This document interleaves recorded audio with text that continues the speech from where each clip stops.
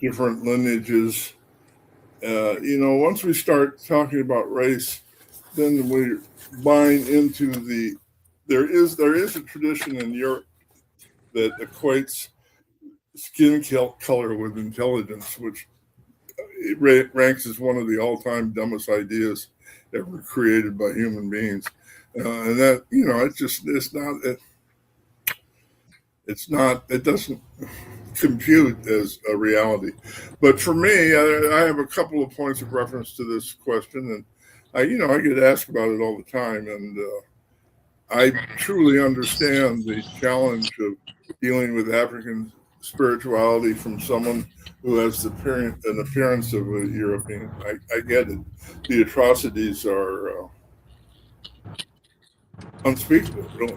But the first thing I want to say is the science of DNA, if you look into it, the science of DNA and the genome has determined that everybody alive today, everybody is the descendant of a single East African woman. That means it's not possible to be alive on Earth today and not have African ancestry. Well, people don't want to hear that. They don't want to acknowledge it. They don't want to believe it.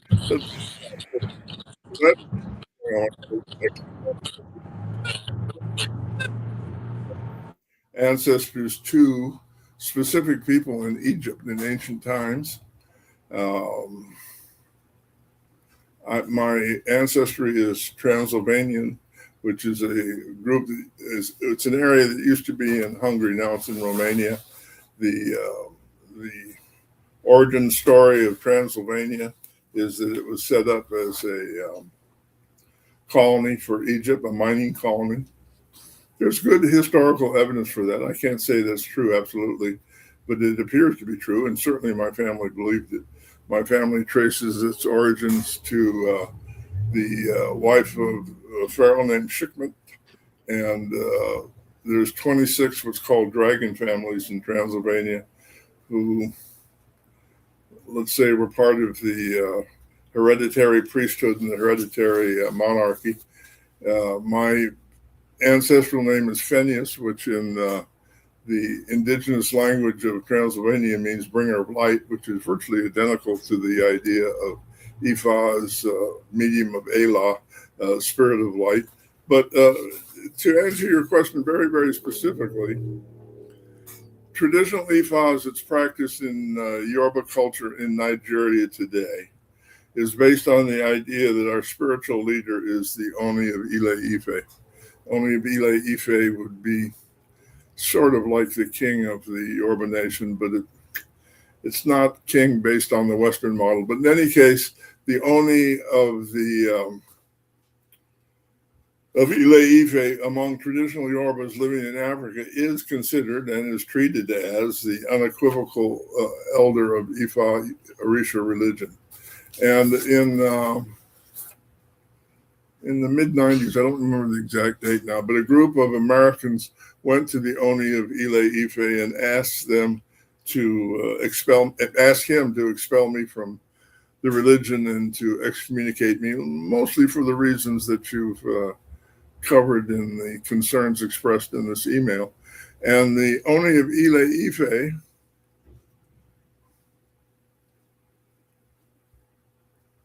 made it very, very clear that Ifa is a global religion with no restrictions.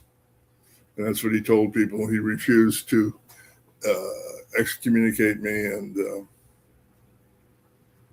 I don't know what else to tell you other than that's part of the structure of the faith. I will say this, you kindly referred to me as Baba, and that's certainly endearing, and I appreciate it, but I've never called myself Baba. I've certainly never called myself a Babalawo. I cannot hear. You can't hear? I had you on mute. You can't hear? I can't hear. That's my mic off. No, you might need to leave and come back. Let them see you do this. Well, then you got your video on what you call. I'm sorry about that, Baba. But you know what? The people on YouTube, I did not have YouTube activated when I did my intro.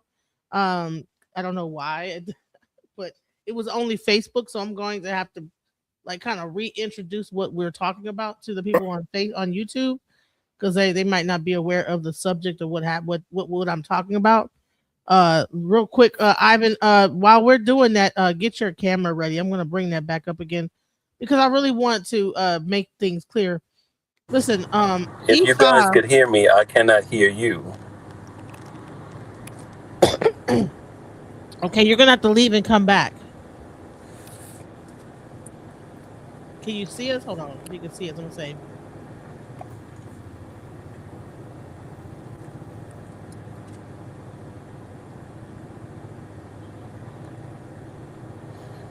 Oh my Lord, what is going on with my phone?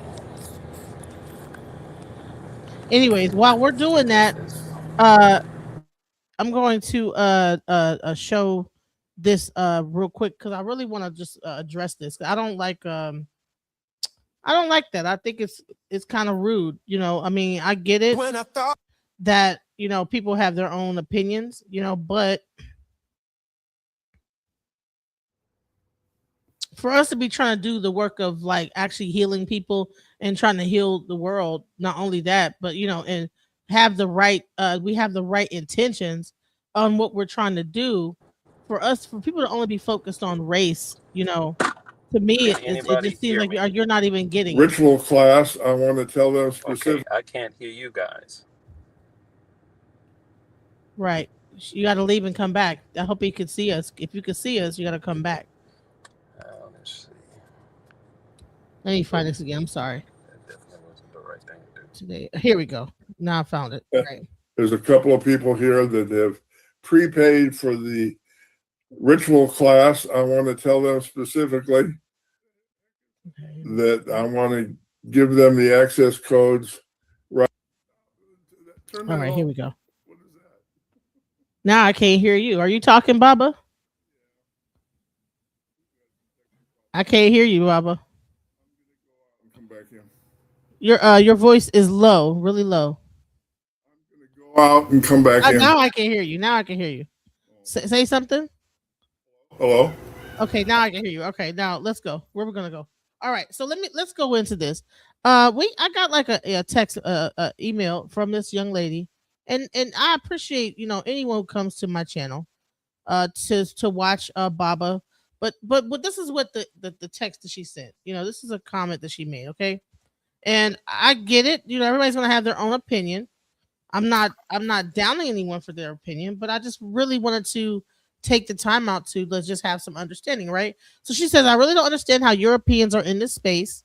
Do our ancestors truly approve this, or are Africans chasing money and training anyone? I truly am asking because I honestly don't understand how they can call upon our ancestors after all the atrocities of their ancestors upon ours, the most horrific crimes that have gone unaddressed. As an African American who's had to struggle to find my lineage and to find it, they are teaching as a Baba. Jesus, I truly don't understand how they're in this space. I can't do it. Personally, it's very strange to me. I feel like we can't have anything, not even our ancestors. Please, someone explain how this works. I'm asking for answers. I don't understand. Right. So what I said to her, my response is that Ifa is a global. It is not just a local tradition. It is a religion. It also is a divination practice, and it's people are in Japan practicing Ifa. They're practicing the Ifa in Asia, in different parts of the world. So it is not just only being practiced in America or in Africa. It's being practiced in Cuba. It's being practiced all over. Okay. It is just like Hinduism. I saw a white person that's practicing in the Nation of Islam. Here's the thing. There are these things have become a global thing, and so when I wanted to talk about was lineage, because I think that people don't understand about lineage when they talk about Ifa, when they talk about these spiritualities, the conversation of lineage gets brought up. And that's where Baba was talking about his lineage in ancient, connected to ancient Egypt, connected to the Transylvania. Were Transylvanians even slave owners? Well, certainly not in the United States. Both my great grandparents came to the United States during the Civil War. They worked as doctors at the Battle of Gettysburg, and they were given medals for performing literally 1,000 or more amputations.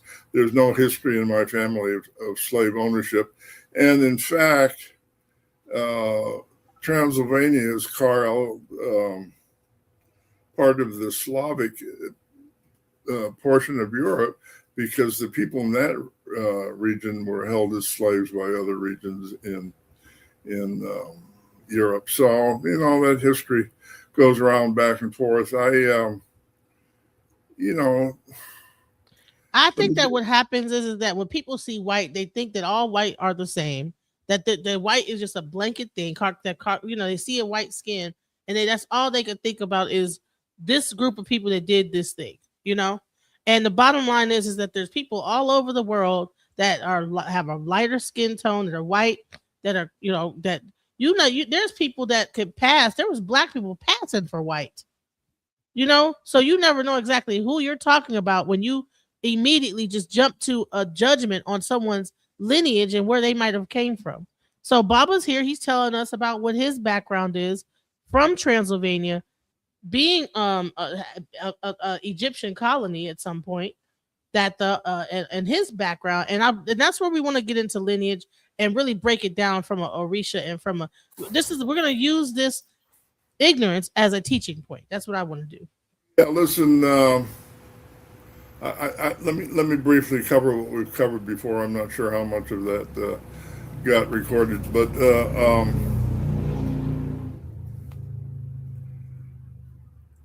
I certainly understand that people of European descent have done a terrible job, or almost a non-existent job, of trying to atone for the sins of slavery. And I do think the karma is real, and not dealing with that has consequences. So, we need to deal with that.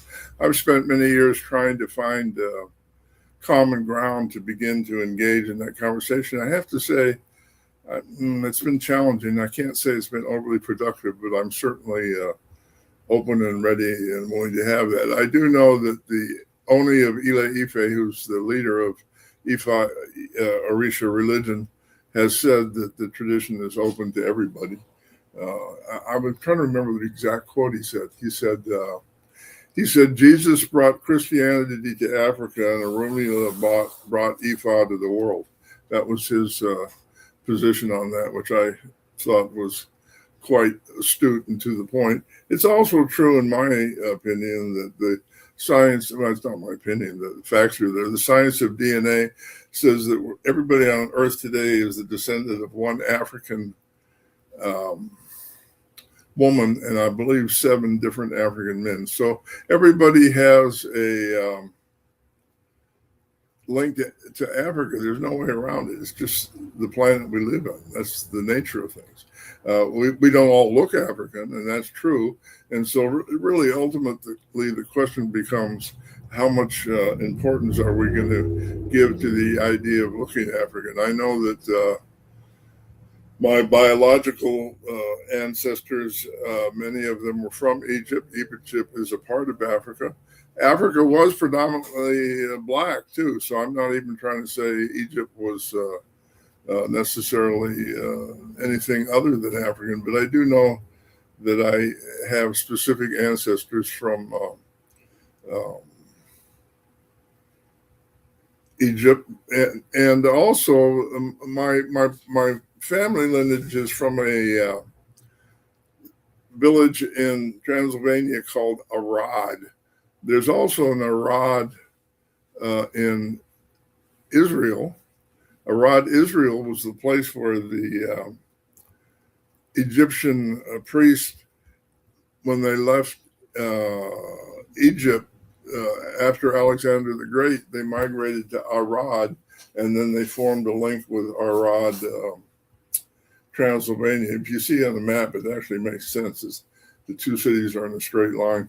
But the bigger issue and the question that would resolve a lot of that is it's really clear to me that humanity goes back hundreds of thousands of years, and that the progress we've made as human beings has been reversed a couple of times through natural disaster. The last time there's clear evidence that we had a flood about 12,000 years ago, which really did a lot to destroy the evidence that there was a global culture at that time. And in fact, the principles that we see in Odu Ifa, we find them in Egypt, we find them in Jewish culture, we find them in Latin America, we find them literally in every culture on the continent of Africa. And we also find them in Europe. So these are universal principles we're talking about. And I think certainly in the Ifa community that the Baba Ogun Bbemi and I are part of is multicultural, and we do, I think, engage in multicultural dialogue about our background, our ancestors, and the different streams of wisdom that we bring to the table to try and have a broader perspective on how to strive in the world. I think there's so much emphasis on divide and conquer and being upset with each other that I'm all for being a little more compassionate and understanding and safe. But I understand people's objection. I've never tried to I don't proselytize. I was blessed to study in Africa, and I don't ever talk about that unless someone asks me. It's not like I'm trying to oppose my will. I'm not trying to present myself as an authority. I simply say I've had these experiences.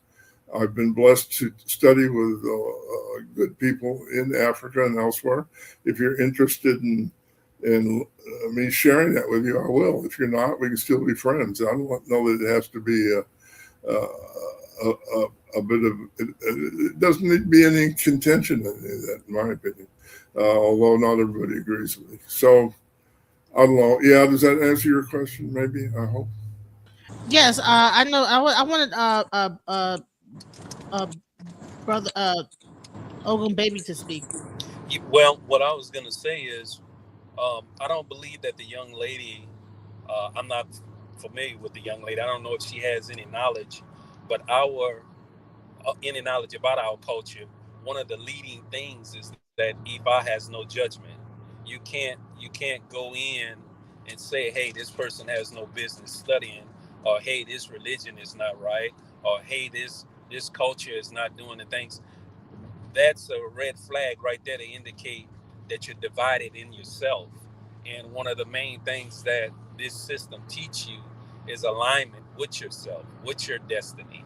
And you become self-reliant to fix your own problems, not doing your best to point fingers at other people and fix their problems. You fix your own problems. And if you fix your own problems, it becomes magnified within you to where it touches other people outside of you. They want to know, what did you do to fix your problems?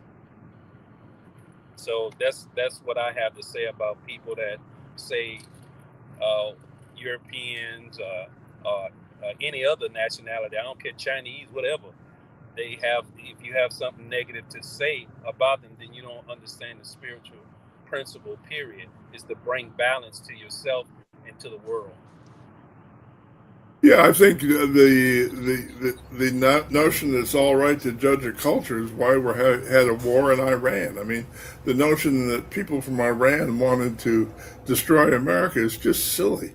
But enough people believed it that we went to war. And, at some point we need to maybe consider the fact that we're a global community, that we're all human, that we all bleed red blood, and that we all experience the same emotions. And to use that as a basis for figuring out a better way to get through the day. That's my feeling on all that. And it's interesting that we're talking about a lot of things when it comes down to lineage and stuff like this, because in Ifa they do have a thing called lineage. They have a thing called lineage, and when you are initiated, you have your specific lineage. is it, you are then a part of that family, that family takes you in, and you are now, they are your god parent. And Ogun Baby made a good point, is that okay, remember you said what you were saying earlier, you have to repeat it because I didn't have YouTube up when you were saying it. I forgot to like connect YouTube. Repeat what you said earlier. Just a few minutes ago. Yeah, when you talked about like the possession aspect. Oh well, if you really understand another aspect of what Ifa teaches, it teaches you the ability to be possessed with your ancestors, or possessed with certain energies, so you can do the necessary tasks to keep yourself aligned. So if people are saying that a group of folks are soulless, then what about, if they are soulless, then seem like they would be a perfect candidate for being possessed with your ancestors to do the necessary things that are needed to help you in this life. Food for thought. So if you understand Ifa, then you know that that's what we do. We do Rokis to call about certain energies for alignment. That's If you, Ashe, so listen, that idea, I'd like to introduce some concepts. If you're not familiar with my work, I'm really big on defining liturgical Ifa words. I believe that Yoruba culture means what it says and says what it means. And a lot of people are making stuff up by mistranslating Yoruba language, and that's a disservice. I actually think it's immoral and shameful and offensive and inappropriate, but that's a different conversation, I suppose. But we in the West, we're familiar with the idea of reincarnation, and the idea that if we're a bad person, we'll reincarnate as a goat or a pussycat or a dog or something. In Ifa, the word for reincarnation is Otunwa, from the Elysian Otun Iwa, meaning the coming from the right. So the word Iwa coming means spirit coming from the ancestral realm to the physical realm, and coming to the right meaning coming for the idea of elevating our consciousness. So Ifa teaches that reincarnation happens within family biological lineage. We're either born to our mother's family or our father's family. And at the naming ceremony, when a child is born, it's determined which side of the family the baby comes from. And it's not, you don't come from, if you talk to people about reincarnation, everybody claims to be either a reincarnation of Cleopatra or Alexander the Great. Well, I'm pretty sure everybody can't be a reincarnation of those two people. So there might be some misunderstanding there. And Yoruba names reflect, in many cases, which ancestor you're being possessed by, so to speak. So, and what that means is, from a spiritual point of view, Ifa teaches that our first moral obligation is to elevate our lineage. It's not about us. It's not about winning the lottery. It's not about finding your soulmate. It's about elevating your lineage and making sure that none of the trauma that is held within the lineage goes unresolved. Listen, here from a scientific point of view, DNA holds memory. Now, most people haven't heard that or realized that, but the latest research in DNA shows that we hold the memory of our ancestors going back 17 generations. So Ifa has the technology for unlocking those memories. But ultimately, Ifa teaches, I can't tell you how to relate to your ancestors. You can't tell me how to relate to mine.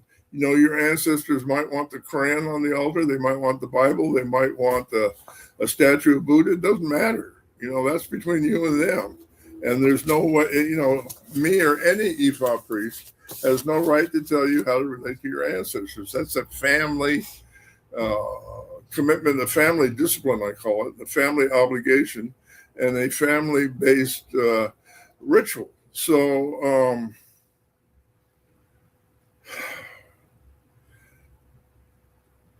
what I can tell you is That's well said. Thank you. We thank the ancestors for having made that clear. But what the ancestors have taught me and what my elders have taught me is that there are certain things you can do to unlock ancestral memories. And there's very specific, what we call Reiki or invocations to invoke that, and they will, right? I have to say my paternal grandfather, literally, he was a medical doctor and an amazing healer beyond Western medicine. He saved my life twice after he transitioned. I mean, he literally manifested and gave instructions, and here I am, you know. So that connection is extremely valuable in my humble opinion. But in terms of the karmic implications, the easiest way to look at that is hurt people is a common phrase in healing. So if you come from a family of alcoholics, if you come from a family where incest is prevalent, child abuse, sexual abuse, any of those really traumatic childhood experiences, your first obligation as somebody who's experienced those things is to make sure that those experiences do not pass on to your children or the next generation of any members of your family, right? So at a very early age, I was a survivor of ritual sexual abuse. And if anybody that knows me knows that I'm a fierce, vocal, unapologetic, and unrelenting advocate for protecting children. I think we're coming to we're going through that now big time with the cover-ups in Washington, which are beyond obscene. You know, we've got a Justice Department that wants to prosecute a former FBI director for playing with seashells in the sand at the beach, but refuses to take statements from any of the victims of the cabal on the Epstein Island. I mean, I can't even compute that as being reasonable. But anyway, so I want to add, so Tonwa is important in that, but yeah, you brought up a good point. When you get initiated, you become a part of the lineage of your family, right? So a group or family is called Egbe in Yoruba. And what's often misunderstood, Egbe is the family of the people that initiate you. Absolutely, it has that meaning. But Egbe also has the connotation of the family of all the ancestors of everybody who initiated you. You know the term as above, so below. So I can call the names of all the ancestors in my African lineage that go all the way back to the Prophet Arumia. That's an amazing connection to tradition, history, and family. But that connection has real implications. You know, my Baba, when he initiated me, he realized that there was no teachers of Ifa at the time. This is 40 years ago, where I lived. So he connected me to a Egbe of Awos in our lineage who, when you do certain invocations, they answer your questions. They are part of the teaching process. You can get them to show you how to do things. And you know, there's a danger in that of becoming just made up nonsense.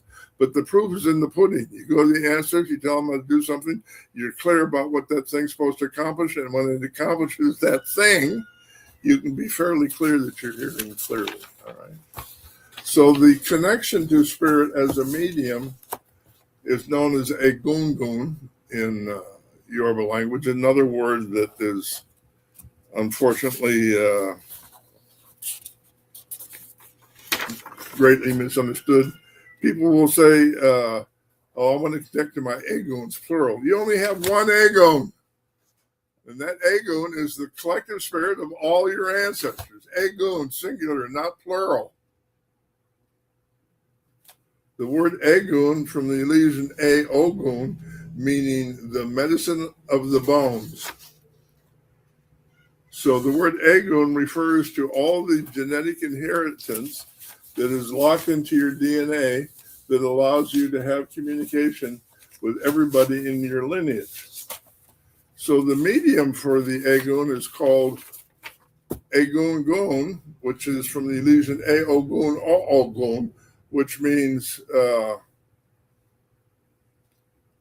it's kind of redundant here, but it's the medicine of the bones, which means the medicine is here a reference to the ability to go into possession. All right, Egungun. So Egungun is the word for medium for the collective spirit of your ancestors.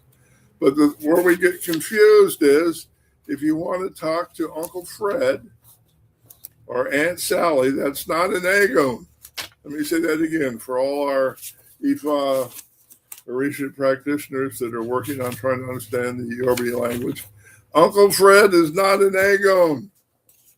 Uncle Fred is Ara Oron, meaning body in the ancestral realm. So we do have specific ancestors. We do have ways to talk to them. And we also have collective ancestors, and we have ways to speak to that collective spirit.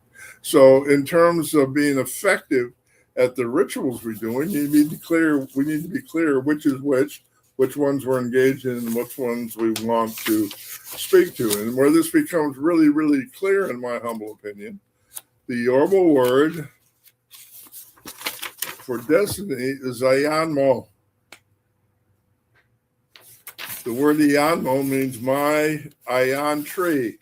Ayan tree is the tree where Shango hung himself, if you know that story, in shame for having made a serious mistake. But Ayanmo means my ancestral tree. My destiny is my connection to my ancestral tree. And one of the more prominent, but not the only ancestral drum is the Bata drum, which based on a mispronunciation of Yoruba are said to be made from the Anya tree. There's no such thing. Excuse me, what do they call it? They call it the Anya, Anya. They call it the Anya tree. It's Ion tree that they use to make the Bata drums is the tree that is used as an ancestral shrine in traditional Yoruba culture. So the imagery there, in my opinion, is extremely clear. My apologies, Bob. I'm traveling. Right. But I really enjoyed the part that you were elaborating on about the home and about who you're initiated to and how that becomes your lineage and how the things that go on in there when it comes down to how you represent your lineage is between you and your lineage. Right. And unfortunately, that's where a lot of people are not getting the whole totality of what some people will call Egungun initiations, where you're getting initiated into something that you already initiated into, which is your family, and it's meant to make an awareness of that you can tap into any source of your family lineage that will benefit you to elevate so you can break generational curses. Right. And I have a question too about the Egun too. All right. Yeah. Okay. Because when we talk about Egun and your family, do you think that because I from what I've heard is that in Africa there is a priesthood called Egungun, and that is its own priesthood. It's just like you would have an Orisha. If you get your Orisha, you would also have an Egungun, priest, right? And so, do you believe that in America, because a lot of people do come through Egungun initiation first, and then they go off into Orisha. Do you believe that has become because of the fact that we've never had any rites of passage in America? So that seems to be the way that we kind of tend to go that direction, Egungun, and then. Listen, you have two questions there. There's a ritual practice question and there's a sociological question. Let me go back to the way Egungun priesthood functions in traditional Yoruba culture. Every biological family has one Egungun priest who is the voice of the ancestors for that biological family. Now, we're not that unified in the diaspora. We have very few families that are a part of our communities in totality. There's a lot of conflict among Ifa practitioners with their families who believe in Jesus. It's a serious problem. It causes a lot of difficulty and complications with regard to the effort to reclaim the traditional role of Egungun. So in traditional Yoruba culture, there's an Egungun Day, and all the families bring out the medium. The mediums for Egungun wear costumes that cover them from head to toe. You can't see who it is. It's taboo to know who the medium is. The belief is that that medium becomes that ancestral link for that day and not a human representative of a biological person necessarily. And it's really interesting because certain families have long histories of contention. So when the Eguns bump into each other on the street, they'll start physically fighting. So people have to separate them and keep that element safe, let's call it. But there's most of them get along and it's all fine. But it's a day to honor the different components, and usually families organize around. There you go, perfect. Yeah, there's Egun fighting actually. Yeah, that's exactly what I'm talking about. So a family usually has a family business. So if you're an Ogun priest and in an Ogun family, that's typically a blacksmith. And so all your ancestors were blacksmiths. So you would use the connection to Egun to make sure that you have reclaimed and are knowledgeable and have all the information you need to be an effective blacksmith. And so, and beyond that, I wanted to share with the fact that my Baba connected me with a specific Ifa priest. It's been a remarkable connection, and it's been very easy to access that information. But here's the key point about Egbe, in my humble opinion. There were at least 4 occasions when I was doing healing work, when I was in over my head, and I thought, oh my God, I'm in trouble. I can't fix this problem.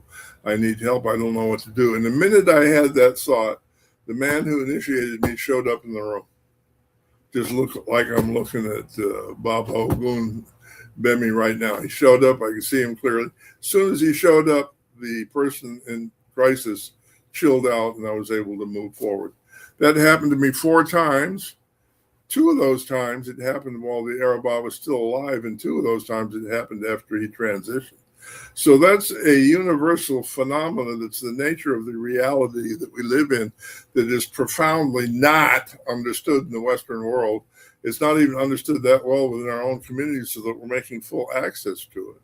So I believe that there's things that we can learn from each other about how to access that level of connection. I call it quantum entanglement. Quantum entanglement is symbolized by this. So there's a reason why I wear it on my robe. Everything's connected to everything. Everything is part of Egbe. The word Egbe literally means everything. Ogbe from the Lineage O Egbe means the spirit of everything. Ogbe, the first Odu in our oral scripture, is the sign for the notion of connecting with higher self and destiny. So these ideas are all interrelated, interactive, and important to understand. Baba, I'm going to give you the talking stick. Those were the points I wanted to make for today. I know you had. I'm sorry, you had a question? Before you go, so let's get back to Egungun real quick. Yeah. Egungun, are they also the police of the community? From what I heard, that they dress up in that and they're the police. No, that's the masquerade in general. Is it a masquerade separate from the Egun? No, there are 2. The not the Egun, the Ogun Egbe are the like the night watchmen. In traditional Yoruba culture, it's taboo to enter a village in the rural areas after sundown. If you try, you likely won't survive. Now, they've lightened up on that a bit because that's just the nature of things.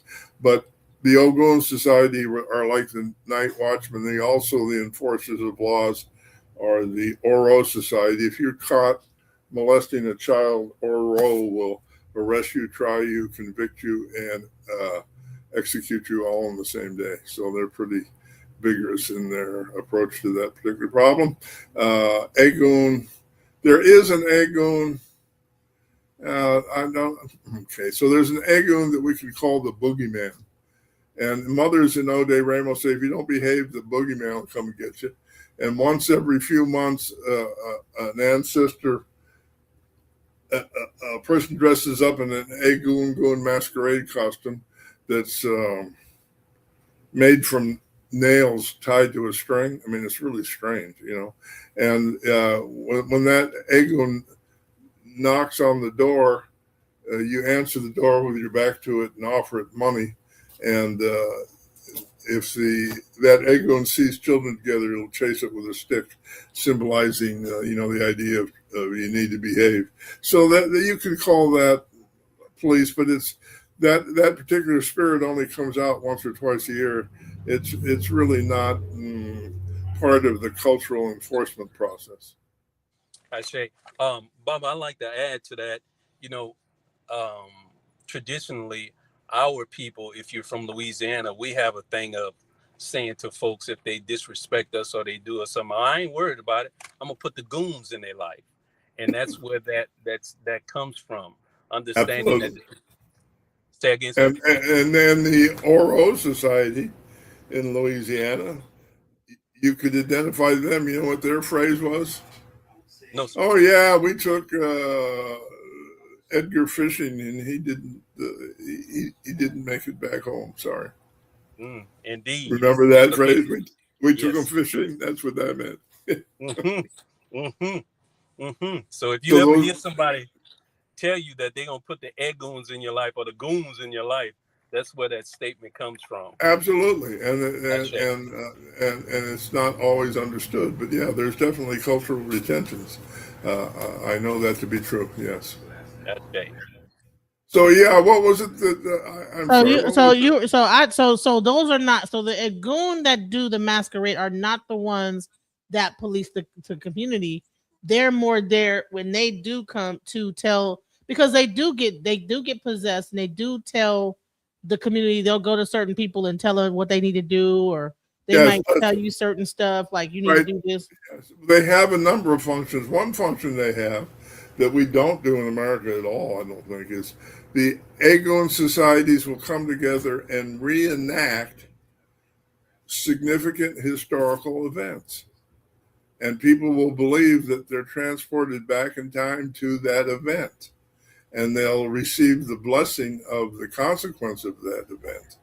And so there's a dramatic element that's related to teaching. There's certainly the idea of receiving information from the ancestors, also cleaning from the ancestors. You see these, that's the Ogun costume there. That's a good picture of it. It's taboo for anybody to touch the costume because it'll put them in possession for sure. And that's more than you want to deal with usually. So these people, see the guy in the white there with the red hat? He's making sure no one touches the Oguns and making sure they're staying separate and guiding them and making sure the Oguns that may not get along keep separated. So it's kind of an elaborate process. So when you say Oguns that don't get along, that means there's certain families that don't get along with each other? Absolutely. Yeah, absolutely. There's long history. Families that hate each other, or they got let's call it family feud. So it might be certain Ogun that dress up and they get to bumping with each other, like going. Yeah. Wow. And they don't play either. They start wailing. So people are conscious of which Oguns don't get along, and they keep them separate. Wow. And so they must know that, okay, this particular color of that what you would say, would it be Egbe? Yeah. The people on each Egbe, each family has their own costume, and the color of those costumes have symbolic meaning on them. Some of them, see those squares on the hat? You see that? Those squares are like, oh, maybe not. Okay, so yeah, the panels. See the panels here? Yeah. That writing on there is indicative of historical events in the life of the family. let's see, this guy might have some too. Some of them have it, some of them don't. But it's typical to have events in the life of, like I shared earlier that two of my ancestors fought for the North in the Battle of Gettysburg. So that would be a panel on an Egun costume. Somebody saw images of those two doctors and what they did. So whatever significant events happen in the life of a family, the costume is kind of like the container for that memory. So here's a question: like, do they when do they like sit down, and do they sit down and tell you what's going on, or they just walk up to you and be like, "Hey, you need to do this"? It's a little of both. Listen,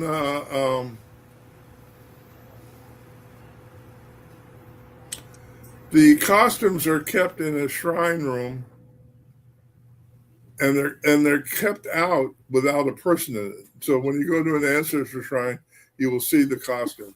So on certain days, there's an Egun festival. And also, for whenever I go to Ode Raymond, take someone to be initiated, the Egun for the Egbe comes out and speaks to the initiate very clearly, right? And, it's kind of a big deal. So it happens. There's different contexts for that. There's the ancestor greeting you in the street and talking to you, and then there's you going to the shrine, and then there's inviting the ancestor to speak at specific ceremonies. So there's more than one methodology. So this is the actual Egun festival, what it looks like, and absolutely, yeah. That looks like, it's pretty. Looks like it's pretty involved. Like it's really colorful and beautiful. Like it looks amazing. All right, and the thing that's amazing is the Egun ceremonies in traditional Yoruba culture. The people that participated in that are Ifa, Orisha, Christian, and Muslim.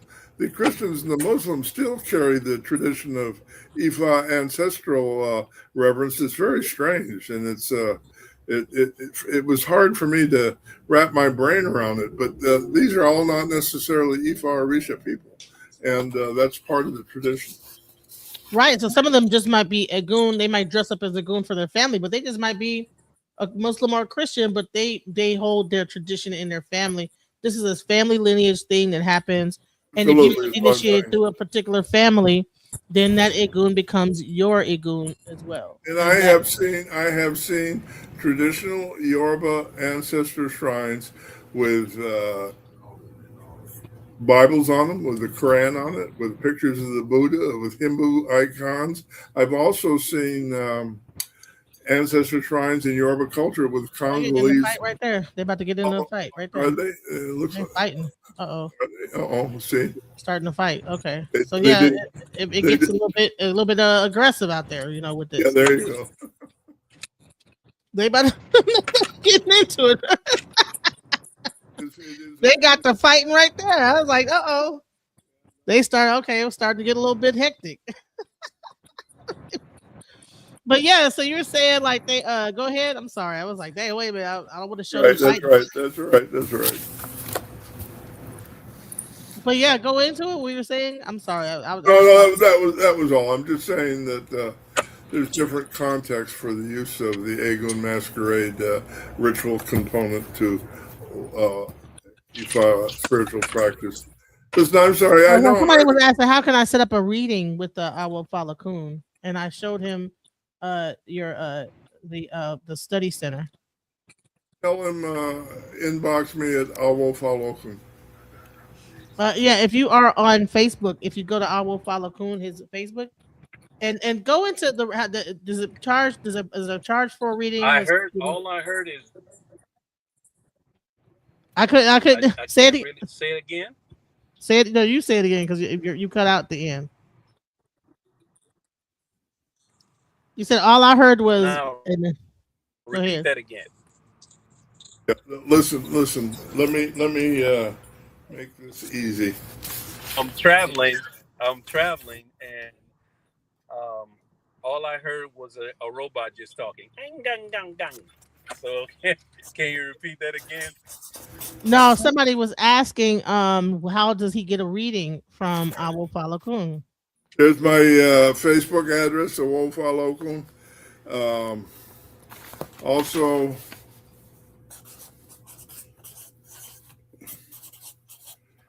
I have a group page called Egbe Iwa Pele Ifa and Orisha Community. If you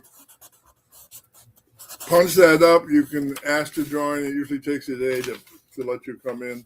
But Egbe Iwa Pele Ifa Orisha Community.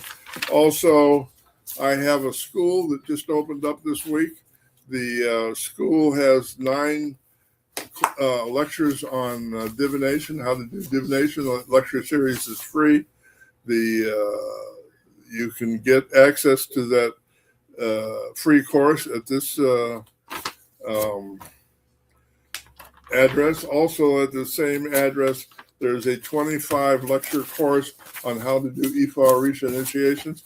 I cover how to do Ogun initiation, Ebora, which is sometimes called a warrior's Orisha, Ifa, and Iami, and Odupat. You can learn how to do all those things in a single course. The course. Okay, let's try that again. What was the question?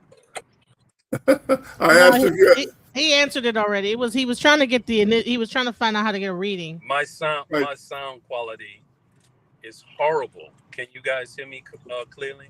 I can hear you clearly. Yep, we're good. Yeah, let me tell the person that asked about divination.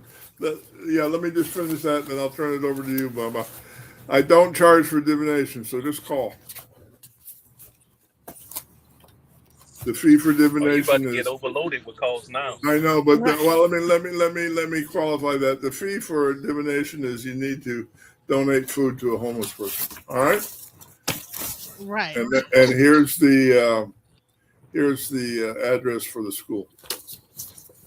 Now I know you had something you wanted to talk about today, Baba. What was it? I forgot. Wow. The question was about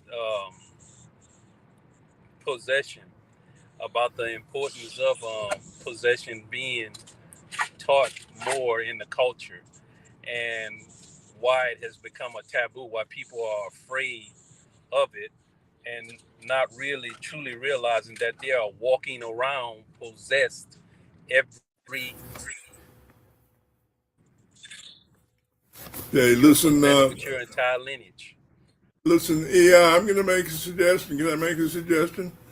Let's discuss that topic next Friday when Ivan's in the stationary position, and let's call this a class for today. We've been here for over an hour. Can we do that, Ivan? Can you talk to us next Friday?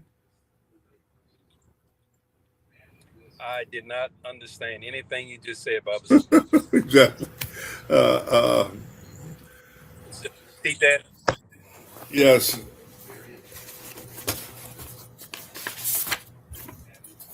We have a question. What is possession?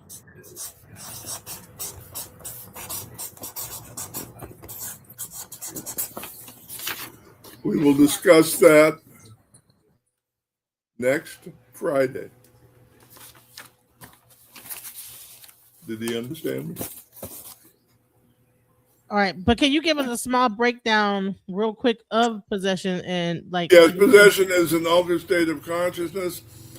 Because of quantum entanglement, we can separate our personal consciousness from our physical body and use that vessel to connect to other forms of consciousness. That's the great gift of Yoruba culture to the world. They've got very specific invocations, resonance, and frequencies that allow us to do that easily, allow us to move in and out of that state without a lot of trauma and upset. And the point is that we go into altered states to access information that's outside of our personal experience. And so that becomes a great resource in terms of knowledge, understanding. I think one of the great mediums in our country today is Terrence Howard, who's definitely channeling ancient African paleo science in a way that is really illuminates our sacred scripture. I think he's been vilified a lot, but to me, he's really a voice of spirit. And, there are many, many others. he's come to mind. A lot of people know him and know who he is and have identified his behavior as strange. It's not. It's normal in terms of the context of altered states of consciousness. And, the great, for those who are familiar with the great inventions of Nikola Tesla was a medium. He was a friend of my grandfather's. He channeled all that stuff. He made over 500 inventions, and every one of them was a first draft. He just sat down and wrote it. You don't do that unless you're connected to some higher form of consciousness, in my opinion.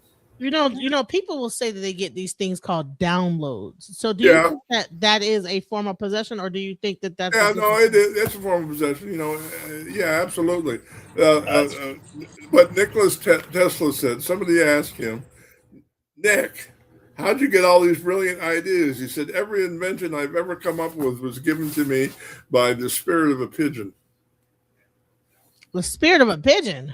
That was his answer. That's what he said. And he fed the pigeon, and it lived on his windowsill in his apartment. He said, this is where the information comes from. And you know what? And let's get into. So this is where we're going to get into what brother Ivan or brother Ogun Bbemi, where he gets into psychology, because I wanted to talk about mental health and possession, schizophrenia, bipolarism, different aspects of what they would call mental health, having hallucinations, the DMT experience. Are those all like forms of possession? That's a good question. Let me just answer it briefly by saying possession and regression look familiar. Possession is an elevated experience. Regression is a return to an earlier part in our lifetime when we went out of our body to avoid trauma, and we have unexpressed emotion trapped in our body, which causes huge problems. So altered states of consciousness can be a good thing. They can also be a not so good thing. So the first step in looking at that question is to be able to see the difference between a possession and a regression. And believe me, they are different. I heard a crazy story. I heard a story about back in the day that women they used to be treated so badly by their husband. Actually, it was in the book How to Win Friends and Influence People by Dale Carnegie, and he talked about a story about the mental health of like the women. And he said that there was a woman that he actually had interviewed who she was treated so badly by her husband that she developed a character that and in that world she was a queen, and her name was Queen such and such, and she should be addressed as so. And it's almost like that she developed a break in her own psychology just to be labeled as this queen, because in her real life she was treated like a peasant, right? And so that's that break in like mental health.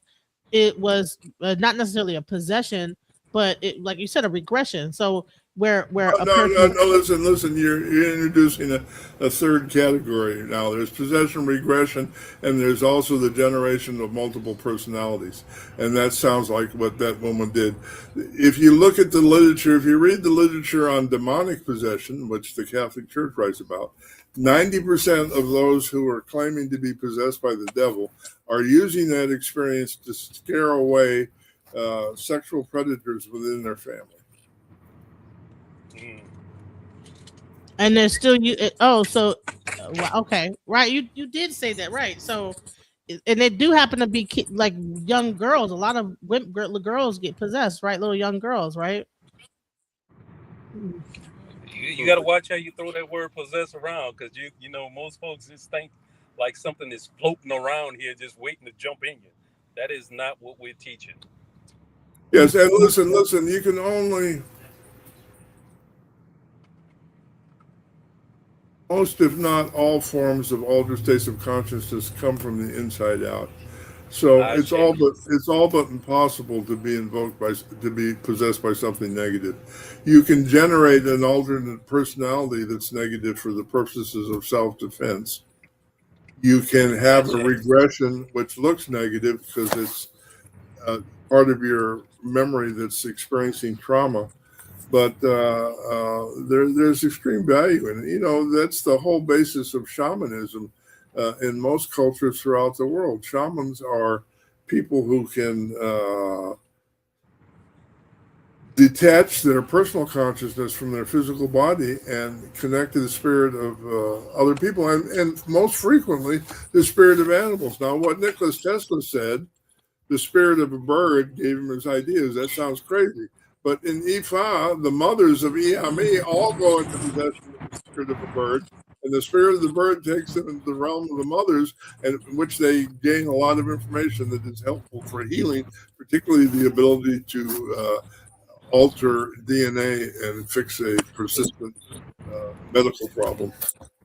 You know what's crazy is when I actually got a actual healing. It was through sound. Because it was actually Incan shaman healing, and in that I wasn't on any drugs, but in my mind I saw a owl like creature. And whatever I was thinking in that moment, it something came. It was looking at me like it was a bird-like creature that looked at me like, "Girl," you know. And I was like, "What the heck was that?" Right? It was looking at me like, "Girl, like, what's up? Like, what are you talking about?" You know what I'm saying? "Girl, get it together." You know. And when you talk about me being a bird-like thing, that might have been what that energy was in my manifested in my mind of like whatever it was in my own self, checking myself, like, what are you talking about? Why are you tripping? You know? Right. In Native American culture, there's what's called a vision quest, where you go out in the mountain, you draw a circle, and you ask for your spirit guide to come and connect with you. So when an animal enters your circle, you grab that animal, you kill it, you eat it, and then the spirit of that animal becomes your guide. You know, we got new age hippy dippy spirit possession of the generic idea of a chipmunk. No, in Native Americans, it's possession by a very specific animal. It's the same way with the birds in Iami. You eat the spirit of a specific bird that's really a bird, and it's a part of the ritual process. So we need to be careful about making stuff up, but this is all very real. I would say birds and possession and altered states of conscious in the history of life on Earth has been much more prevalent and effective than certainly Western medicine. That's for sure. You know, I have a question. I'm sorry, because like I said, I've done a lot. I've done a lot of things in my spiritual quest. I've taken ayahuasca, and I've done a lot of weird stuff. You know, why? Do you know why you always see eyeballs? Like, okay. Give me some context. I don't always Every see time eyeballs. I've been in an altered state, whether it be through DMT, ayahuasca, or whatever, I always see something with a bunch of eyeballs, like a bunch of eyes. Like it's something about eyeballs always happens. It's whether they're cartoon eyeballs. But then they said that the seraphim are these angels with a bunch of eyeballs. Now I didn't know that until later on, but I'm like, why do I keep seeing eyeballs whenever I'm in like some? Because I believe that those altered states, whether you're doing weed or you're doing ecstasy, you're doing LSD, you're doing any of those drugs, there is a certain level of possession happening there as well. You're opening yourself up to be possessed, right? And so you might get connected to angels and different. I don't know, but you probably not. Have you ever had any altered states, or maybe you've never seen that type of thing? Am I ever not in an altered state? That would be the eyeballs are the seat of the soul. That makes some sense. For me, when I go into possession, it's more common for me to see animals. But yeah, there's different visual connections there for sure. Also, it's always about eyes with me. When in the peyote ceremonies with my Native American friends, the people in the room all become reptiles every time. Maybe that's their true form. Uh-oh, can't hear your voice. Talk a little louder. I think you're right. I think, yeah, that's their true form, but he even got kicked out again. So, but and I was gonna say, so do you think that, like, okay, when you go into I know you said you wanted to end this, and we're all right. We're good. We keep going. But when you go into like music and clubs, if you talk about like the when you go into like actual types of music, the club, taking alcohol, taking in weed, these different substances, cocaine, whatever. And then you go into a club environment, music environment, and they call alcohol spirits, right? Excuse me, beloved. I am constantly blanking in and out of this conversation, and it's getting pretty frustrating. Um, I would like to respectfully bow out and continue this at a later date, if possible. Yeah, we're gonna come back on Friday, but we're gonna still talk because I got some questions. So, hey, Dr. Ianifa. Because this is touching an area that I'm really excited about, to where it goes into um, the energy of the Orishas.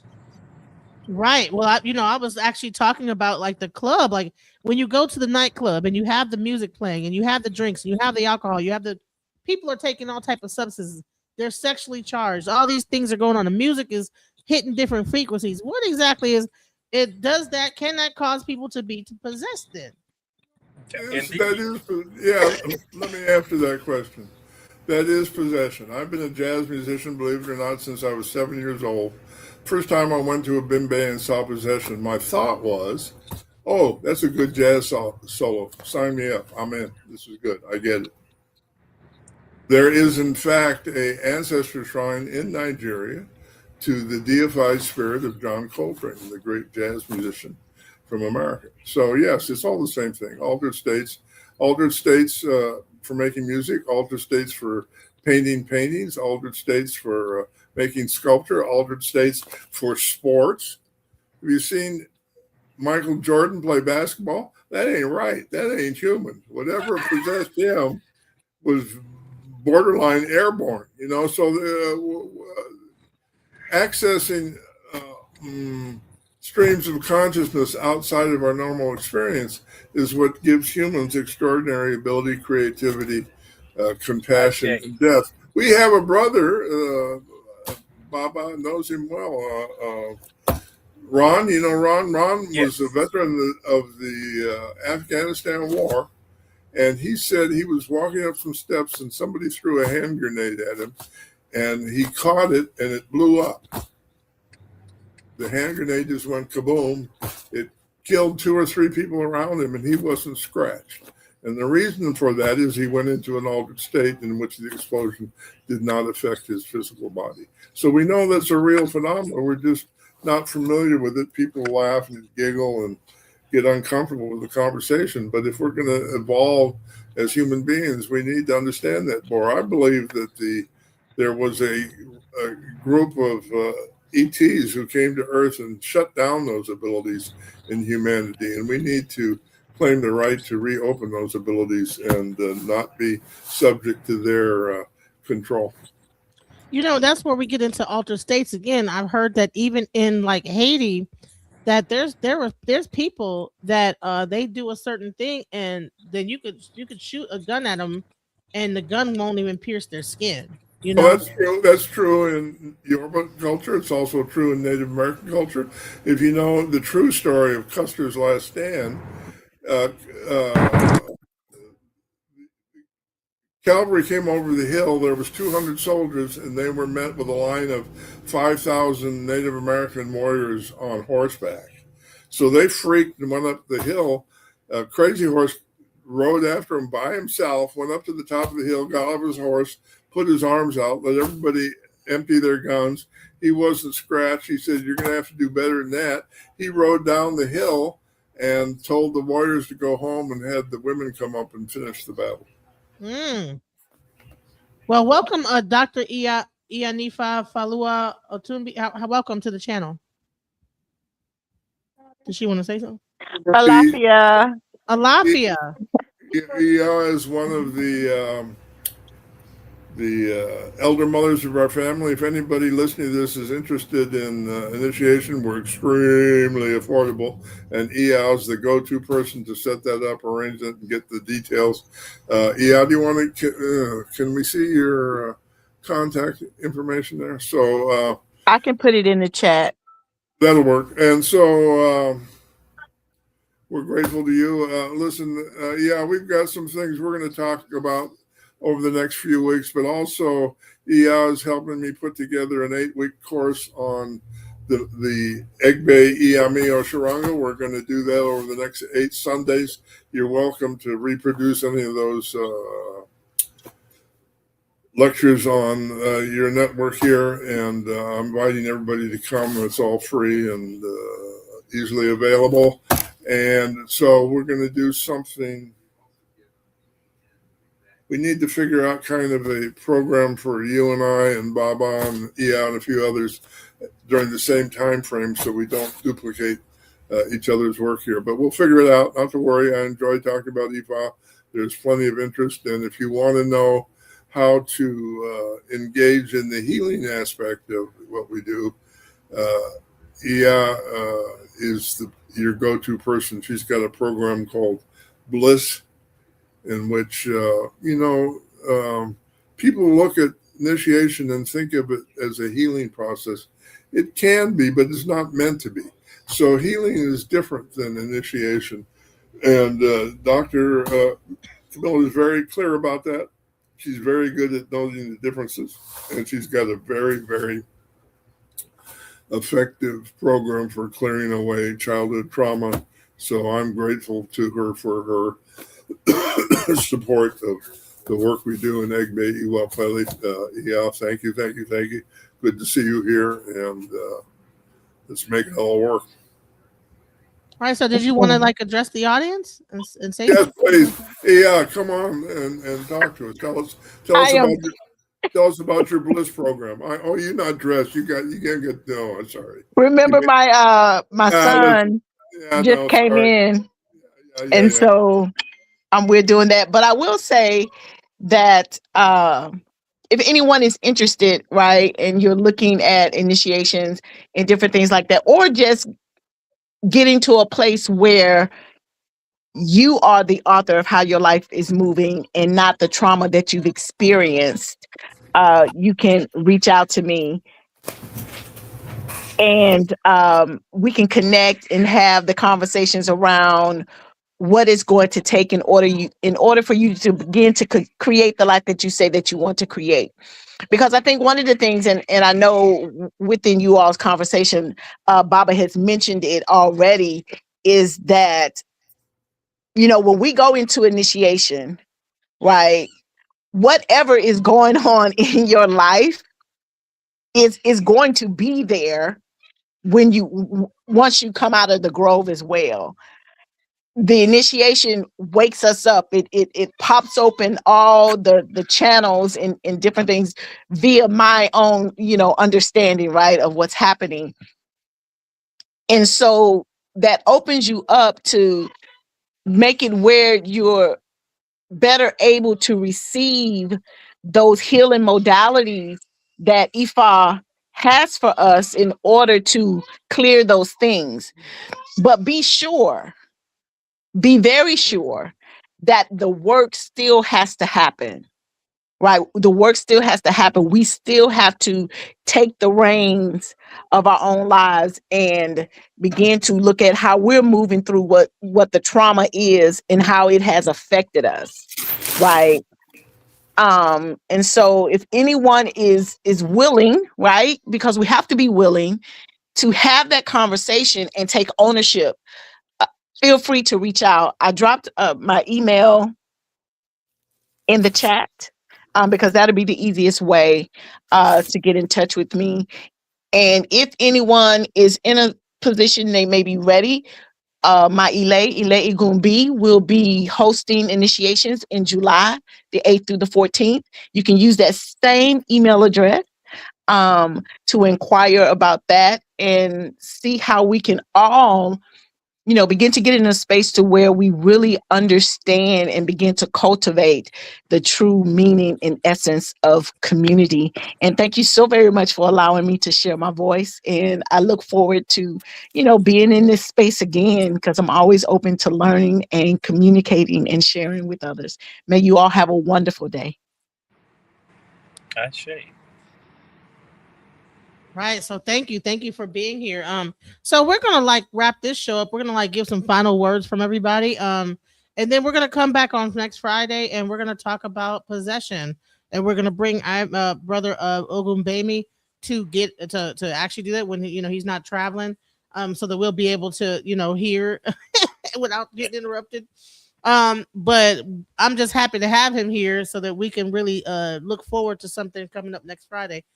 Final words, guys. Let's start with Ianifa.